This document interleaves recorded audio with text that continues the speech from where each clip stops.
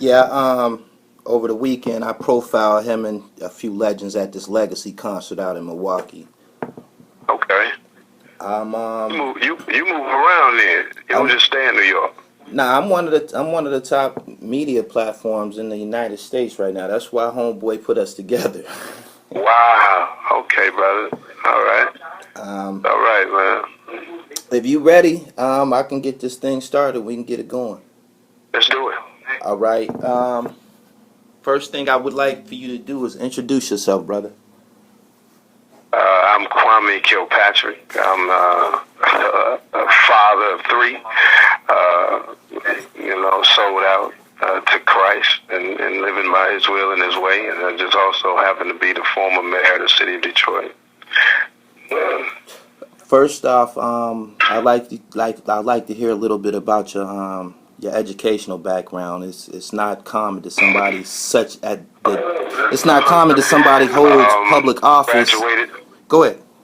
Okay, I graduated from Cass Technical High School in the city of Detroit. Cass is a magnet school. You had to take a test to get in. And so I come from the hood. I grew up on Linwood and the Boulevard, Dexter Joy Road area in the city of Detroit. And nobody from my neighborhood went to that school. So it was a different place for me, a school with 7 floors, 3,500 kids, a lot different from the neighborhood. But I talk about Cass because it was an excellent opportunity and place for me to really see more, be more than Linwood and Dexter. And I saw kids from all over the city who wanted to be doctors and engineers and lawyers, and I'd never seen that before. Right. And teachers there really drove you to think about excellence. And so from there, I played ball, I played football at Cass and got a football scholarship to Florida A&M University in Tallahassee. I played 4 years there. I made All-American. I was an all-conference player a couple of years and made All-American my senior year. You played offense or and defense? our bowl game against Grambling, Heritage Bowl, I ruptured 2 discs in my back. In that game, finished the game, but ended up having back surgery, and that was the end of my football career. But I graduated from school with honors and went on to teach in the Detroit public school system. I taught social studies and math in 7th and 8th grade for 3 years at Marcus Garvey Academy, which was the highest poverty index school in the city at that time. And while I was there, I coached the basketball team. I started a basketball team and coached the basketball team there, but I was also going to law school at night at Michigan State University. So I was wore out, Okay. But I ended up getting my law degree from Michigan State University, passed the bar, and went on to the state legislature, where in 4 years I became the leader of the state house. I was the first African American and the youngest person in the history of the state of Michigan ever hold that position. And then at 30 years old, I ran for mayor and won that position. At that time, I was the youngest person of any major city to be mayor, to be in that position of mayor. You wasn't fucking around, man. Before we go any further, I need to know what position you played on the football field so I can check you out.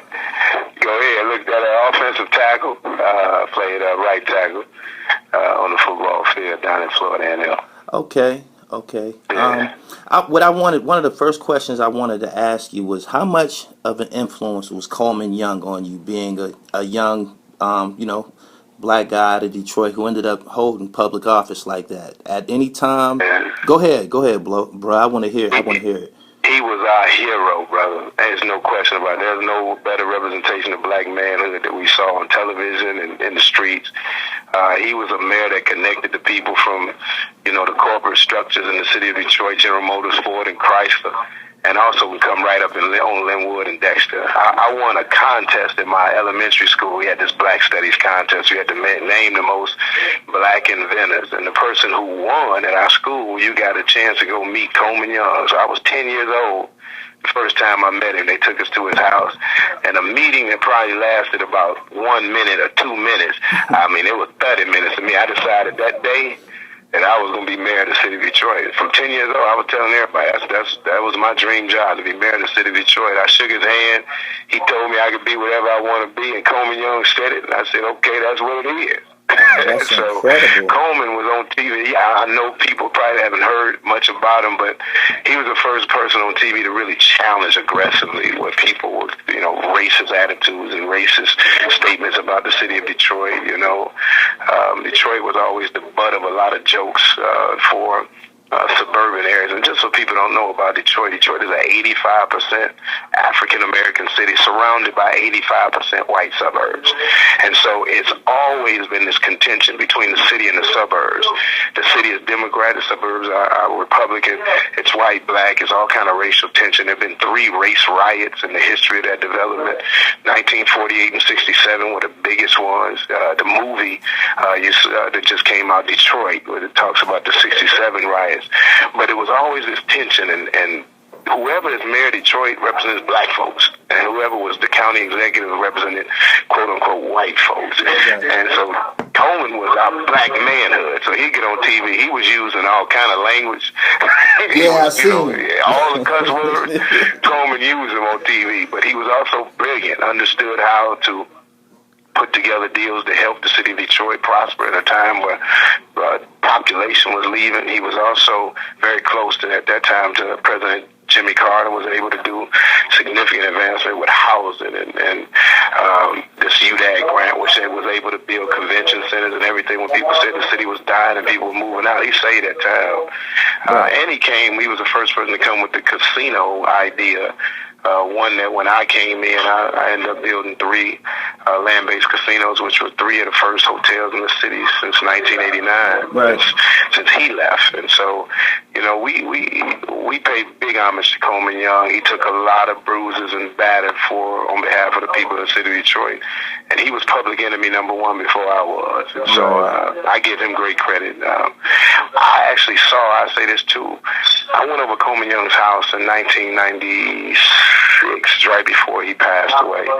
I went over there with my mother, and he couldn't even breathe. He was on a breathing machine. He was real paranoid. The stairs had bugged his apartment, bugged his house. He had been through so much.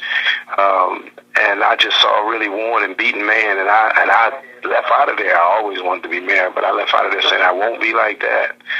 And, to see kind of the same thing, the same kind of strategy that was used against him, really to separate him from the people. And it was used exactly the same on me. The devil's tricks are not new. And so it was painful to see him then, but it's also, I've sat in a prison cell and really reflected on seeing him. He was in a different kind of bondage. And so I just give him big credit, because he stood up when nobody was standing with him. And ultimately, he got his flowers and his roses and his respect and his due when he was dead. And, I don't like that part of how we do things as a community. We should have got him when he was alive. Right. One thing about the definition of penitentiary derives from the word penitentiary comes from penitent reflection, correct? Yes. When you reflect and when you have time by yourself, like you said, you had a chance to look over some of the things that happened to Coleman Young and compare it to what happened to you. When you in your when you in your quietest moments and you replay everything that happened, do you feel that there was things that you could have did different? Absolutely. I made some incredibly stupid decisions, man. I was immature in one respect and just plain old sinful and stupid in another. One thing is, and I tell all the brothers out there, and I know this is not popular to say, but man, go home. That sin of adultery, that kind of that manipulation, the lying, the taking of your time, your focus being divided, the double-mindedness that it takes to have 2-3 women when you got the wife and kids at home. It really zaps your ability to be as creative and as powerful as you can be. And that's what happened to me first. Stepping out on my wife was the worst thing I did. And, I kick myself all the time because I see the damage that it caused to not only my wife, but my family, my children, the city. And it was space for people to come in and hate me and hate our town, to really come in and start manipulating folks into a real hateful and evil atmosphere. But I did that. And so I should have made a different decision there. Also with hiring certain people. we got this kind of loyalty model from the hood that really don't work in business. Right. If a person is your dude, he your dude, you just ride with him. And, a lot of people in the streets, they get killed riding with that dude, Right. And in the neighborhood is the same in the boardroom and in the city hall. You have to recognize people for the talent they have, properly place them in position. And if they're not doing the job that you hired them for, you got to get them out of there. No matter if it's your brother, friend since ninth grade or whatever. And I made some real passive decisions when I should have stood up and got rid of some people. And it's those same couple of people who started this entire federal thing and ended up being the people who sat on the stand and pointed me out. Wow. So, after they did their deeds, and that had, even the government admits that had nothing to do with me, but they used them. One guy, Derrick they used, who I met the first day of school in ninth grade. This is my brother, best man at my wedding. My kids called him Uncle. Well, he worked for me up until 2006, left, and then started this scheme of robbing pension funds, old people of their money. And when they got him, his lawyer worked the deal and said he don't have to do a day in jail. Stole over $700,000, but didn't have to do a day in jail if he just come testify against me. And for 3 days, he sat on that stand and just made up stories. But that's on me, because in 2003, me and my wife had a conversation about it, and she was so right. She said something's wrong with him. But I said, no, that's my man. We was $100 grand. Right. And that mentality is what really leads people to disaster. I can look at a person like Jay-Z, and I hear all of the arguments about Jay now, and Jay has been very successful. And some of the moves that he made to put himself in the best position to be successful were unpopular neighborhood moves. He had to leave people that he was with for a season in his life, and had to leave them right there so he can go on. And a lot of us, particularly in neighborhood conversation, that he's disloyal, he's not right. But he started to make decisions based on what was best for him, and then now him and his family. And that don't look right to us. And so some kind of way, we got to understand the difference between these personal relationships and personal personal involvement, and then move our conversations to how we create better business without all of that emotion attached. That emotion is killing us in our community. So there were a lot of things that I could have did different. There are a lot of things that they said about me that are not true. But there are a lot of things that were arrogant, prideful. I stomped around that town like it was mine, because it was. Just put it right on top. And that should have been done much different. I cared about that city a lot. Right. That was my home. That's the place that raised me, and I don't think anybody lived and died for that city more than I did. I mean, Coleman Young was the example, but I was married to the city, not my wife. Right. And that was a mistake as well. Who was your tailor, bro? I gotta ask. A guy named Larry Alabishu, Fashion International, Detroit. Say it again. Larry. 10 Mile in Greenfield. Larry, bad dude. Oh man, I wasn't even in a season or a stage in my life where I was rocking suits and shit like that. But I sure liked to see you in one, my nigga. You was throwing them shits on. Straight up. Yeah, well, every now and then I look at the mirror and I say, boy, I could take one of them right now, one of them linen joints. Right. Throw them on and step on out. Right. What was it about you? Do you think it was that caused you to be labeled the hip hop mayor? Russell Simmons came to town. We did a Get Out the Vote rally, and there was him and Eminem and Nas, and we registered like 8,000 people that day, and it was a real successful outing. And at the end of the event, Russell got on the stage and he said, ladies and gentlemen, America's hip hop mayor. Okay. And when he said that, a whole lot of problems started, because the papers the next day, they wanted me to denounce the title. Oh, man. So they came out and said, you denounced this.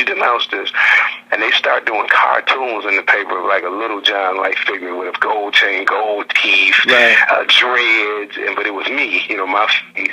And Right. they was, look at him. He wants to be this hip hop, and the editors are writing stuff about hip hop. And so for like 3 or 4 weeks, they was talking about denounce the title, but I wouldn't. That's where I grew up.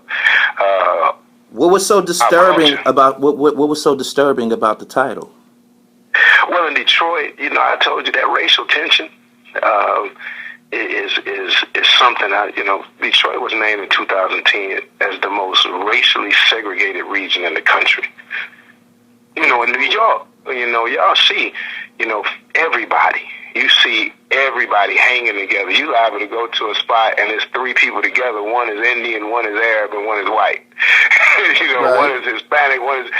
Detroit is a very racially segregated place. It's just starting to gentrify, so you're starting to see a little bit more whites come in, but they're not, there's no closeness between the two communities. And so when the hip-hop thing was put out there, he's this hip-hop mayor, immediately the suburbanites who run the Detroit papers were wanting me to denounce the title. Everything they associated with hip-hop was shooting and misogyny and, dudes with money, hoes, and clothes. But everything was about that part of hip-hop. So I was, not the the poetry, the style, the clothing, the vibe, the intelligence, the creativity. Nothing in hip-hop was that. Right. And so they just said, denounce it. Denounce it. Even though a lot of their children were listening to it and loving it and wearing it and trying to look like it, they wanted me not to be it. And then the other thing was to conform the big Negro. This big 6'4", 300-pound dude walking around. We want you to submit. You're going to be like we want you to. Put on a blue suit. Take the earring out. Right. It was 19 articles about an earring in my ear. God damn. I'm presenting the GM on diversifying the economic base of the city of Detroit and moving from the automotive manufacturing industry to more service-oriented industries, and we're raising money and hosting Super Bowls and Major League All-Star games. And I went out and got the Final Four, and we building hotels and business. And the articles afterwards is I had on an earring, or I wore some gaiters. Right. And so the folks in the meeting didn't care, but the pressure from that community's papers, which were primarily run by the corporate community and the suburban community, was always to conform this Negro. We want them to be like we want them to be. And so they have a club in Detroit, the DAC, Detroit Athletic Club, which is the kind of higher-end club where all the business guys go. Okay, I gotta hang up, yo. All right, hit me back. Yep. 1. That's part 1 of my interview that I have with Kwame Kilpatrick, former mayor of Detroit. Stay tuned for part 2. I'm waiting on a call back. Subscribe to the channel, The Real Gully TV. Follow me on Instagram, The Real Gully TV. Shout out to the whole city of Detroit. 1.